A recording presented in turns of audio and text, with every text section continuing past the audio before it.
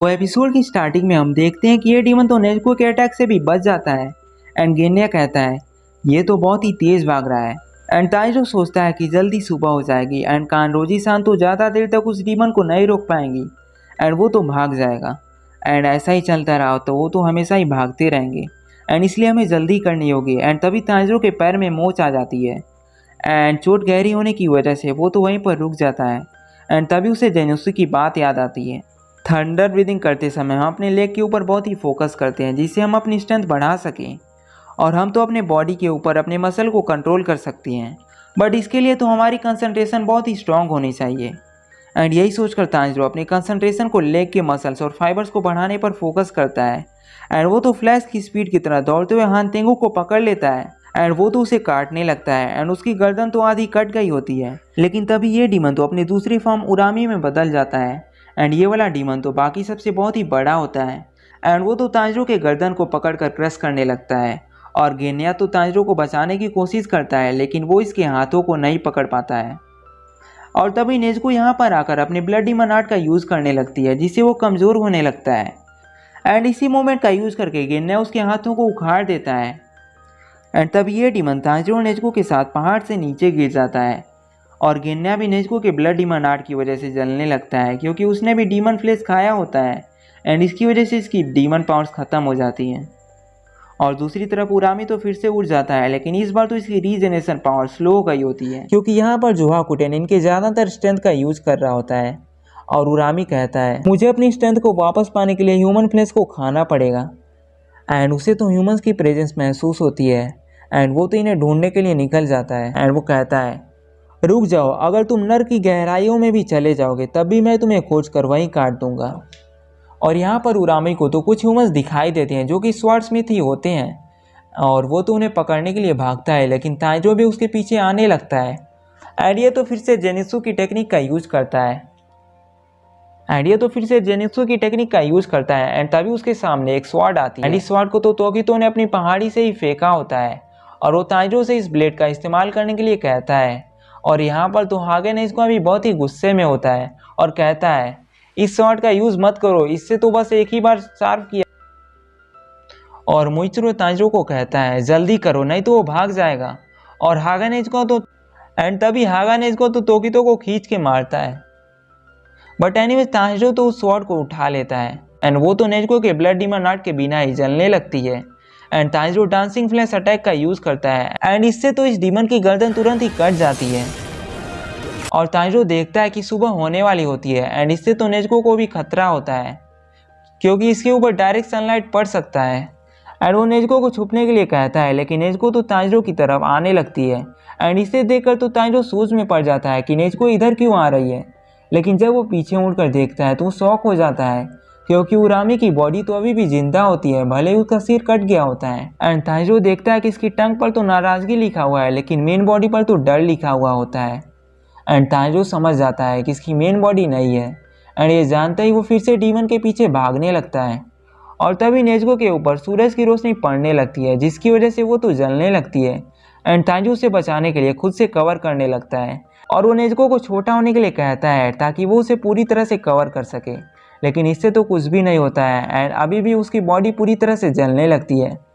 और दूसरी तरफ उरामी तो विलेजर्स के पास पहुंच जाता है एंड तांजरो गेन्या और तोकितो से मदद करने के लिए कहता है लेकिन वो तो पहाड़ी के ऊपर होते हैं एंड ऊपर से इन सब की हालत तो इतनी ख़राब हो गई होती है कि वो तो ठीक से चल भी नहीं पा रहे होते हैं।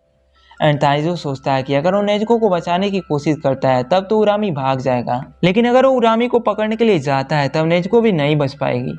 एंड वो तो डिसाइड ही नहीं कर पा रहा होता है कि तभी नेजुको उसको उठा के दूर फेंक देती है जिससे वो लोगों को बचा सके, लेकिन इसकी वजह से तो नेजुको खुद ही जलने लगती है। एंड तांजरो नेजुको को देख कर रोने लगता है लेकिन वो तो खुद को किसी तरह से संभाल लेता है एंड उसे महसूस होता है कि इसकी मेन बॉडी तो कहीं आसपास ही है एंड वो उसकी शेप और कलर से उसको खोजने लगता है एंड उसे पता चलता है कि मेन डीमन तो उरामी के अंदर ही है और ये तो इन ह्यूमंस को पकड़ लेता है। लेकिन तभी तांजरो इसके पास जाकर कहता है आखिर में तुम आज अपने पापों की भरपाई करने वाले हो। तभी हान तेंगू को अपने पास का याद आता है एंड यहाँ पर एक आदमी उसके ऊपर चोरी का इल्जाम लगा देता है, तुम तो एक ऐसे आदमी के यहाँ चोरी कर रहे थे जो कि तुम जैसे अंधे के ऊपर भी दयालु है। और हान तेंगू कहता है इसमें तो मेरी कोई भी गलती नहीं है, ये सब तो इन हाथों का करा धरा है। एंड फिर ये तो इसे मार देता है एंड बाद में कोर्ट में हान तेंगू को मौत की सज़ा सुनाई जाती है, जिसके दौरान पहले दिन इसके हाथ काटे जाते हैं एंड फिर अगले दिन उसका सिर काटा जाना था। लेकिन उसी रात मुजान जैक्सन अपना मून वॉक करके उसे बचा लेता है। आई मीन उसे डीमन बना देता है। एंड डीमन बनने के बाद तो ये सबसे पहले उसी जज के पास जाता है जिसने इसे मौत की सज़ा सुनाई होती है। एंड वो जज कहता है, भले ही आज तुम मुझे मार दो लेकिन तुम्हारा भी एक दिन जरूर आएगा जब तुम्हें भी अपने पापों की भरपाई करनी पड़ेगी। एंड हान तेंगू कहता है, क्या ये मेरी ज़िंदगी थी जब मैं इंसान था? क्या यही मेरी ज़िंदगी थी जब मैं इंसान था? एंड यहाँ पर तभी तांजीरो उरामी को काटने के साथ साथ हान तेंगू के सिर को भी काट देता है, जिससे वो तुरंत ही मर जाता है। एंड तांजीरो कहता है, हम जीत गए लेकिन हमने तो नेजुको को खो दिया। एंड वो तो रोते हुए कह रहा होता है कि सूरज की रोशनी में तो वो तो जल गई होगी। एंड तभी ये विलेजर तांजीरो से कहते हैं, लॉर्ड कामाडो पीछे देखो। एंड जब ये पीछे देखता है तब वो नेजुको को देखता है जो कि पूरी तरह से सही सलामत होती है। एंड वो तो तांजीरो को गुड मॉर्निंग कहती है। एंड इसे देखकर तांजीरो तो उसे गले लगाकर रोने लगता है और तांजीरो देखता है कि नेजुको का फेशियल स्ट्रक्चर तो अभी भी डीमन जैसा ही है। एंड वो तो इसी बात में कंफ्यूज होता है कि वो डीमन है या फिर ह्यूमन, लेकिन उसे इस बात की खुशी होती है कि कम से कम वो जिंदा तो है। एंड वो फिर से रोने लगता है एंड ये भी रोने लगते हैं। एंड तभी गेन्या पहाड़ से नीचे आता है एंड इन्हें देखकर वो खुश हो जाता है और यहाँ पर तांजीरो बेहोश हो जाता है। जहाँ पर दूसरी तरफ मिसूरी तो थक के हार मान जाती है एंड एक ड्रैगन तो उसके ऊपर खाने वाला होता ही है कि तभी वो एक राख में बदल जाता है, जिससे मिसूरी समझ जाती है कि वो डीमन तो अब मर चुका है। इसके बाद हमें एक घर को दिखाया जाता है जहाँ पर मुजान अपने चाइल्ड फॉर्म में होता है एंड उसने तो चारों तरफ किताबें फैला दी होती हैं और तभी एक लेडी आकर उसे कहती है, क्या हुआ तोशिकुनी, इतना कचरा क्यों फैलाया हुआ है? और मुजान कहता है, चलो कोई तो डीमन है जो कि सनलाइट में भी सर्वाइव कर सकता है। और वो तो हान तेंगू को शाबाशी देता है एंड उस लेडी के कुछ और कहने से पहले मुजान उसे मार देता है। एंड ये देखकर तो ये मेड डर जाती है, लेकिन मुजान भैया तो अपने ही दुनिया में व्यस्त होते हैं। एंड तभी वो अपने रियल फॉर्म में आ जाता है एंड इसे देखकर तो ये मेड अपने मालिक को बुलाने लगती है, जिसके बाद मुजान इसे भी मार देता है। एंड इसके बाद हमें मुजान के पास के बारे में दिखाया जाता है एंड ये बात तो हान पीरियड की होती है जब मुजान एक छोटा बच्चा होता है एंड उसके पास एक ऐसी बीमारी होती है जिसकी वजह से वो 20 साल से ज़्यादा तो जी ही नहीं पाता। एंड एक डॉक्टर तो उसके ऊपर तरह तरह के एक्सपेरिमेंट करने लगता है, लेकिन मुजान को तो बहुत ही गुस्सा आ रहा होता है एंड इसी गुस्से में वो इस डॉक्टर को भी मार देता है। लेकिन कुछ ही दिनों बाद मुजान को अपने पावर का एहसास होता है, लेकिन उसे पता चलता है कि अब वो सनलाइट में सर्वाइव नहीं कर पाएगा। एंड वो तो इसे छुटकारा पाने के लिए जगह जगह पर खोजने लगता है एंड उसे इस डॉक्टर की बुक से पता चलता है कि वो ब्लू स्पाइडर लिली से ठीक हो सकता है। लेकिन बहुत ज़्यादा खोजने के बाद भी मुजान को ये फ्लावर तो कहीं भी नहीं मिलता है, जिसकी जानकारी तो बस इस डॉक्टर के पास ही होती है, जिसको मुजान ने तो पहले ही टपका दिया होता है। लेकिन अब मुजान को इसकी भी कोई ज़रूरत नहीं है क्योंकि अब तो उसे एक डीमन मिल गया है जो कि सनलाइट में भी सर्वाइव कर सकता है। उसके बाद हमें प्रेजेंट का सीन दिखाया जाता है जहाँ पर तांजीरो, नेजुको और गेन्या एक दूसरे से मिलते हैं और टोकी तो तांजीरो से पूछता है, नेजुको कैसी है? एंड ये सुनकर तो सब लोग हैरान हो जाते हैं, लगता है कि अपनी याददाश्त फिर से खो चुका है। एंड तभी मिसूरी यहाँ पर भागते हुए आती है एंड इन सबको गले लगा कर कहती है, हम तो जीत गए एंड हम अभी जिंदा हैं। एंड नेजुको भी कहती है, मैं भी बहुत खुश हूँ। एंड ये सुनकर तो मिसूरी हैरान हो जाती है एंड वो नेजुको को भी गले लगा लेती है एंड सभी बहुत ही खुश होते हैं।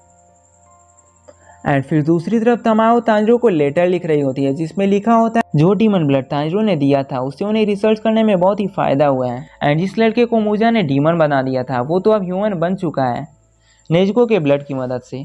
एंड ये तो उसी लड़के की बात कर रही है जिसे मुजान ने तब डीमन बनाया था जब वो तांजीरो से पहली बार मिला था। एंड ये लड़का तो मुजान के कंट्रोल से बाहर आ चुका है एंड ये तो थोड़े से ब्लड में भी सर्वाइव कर सकता है।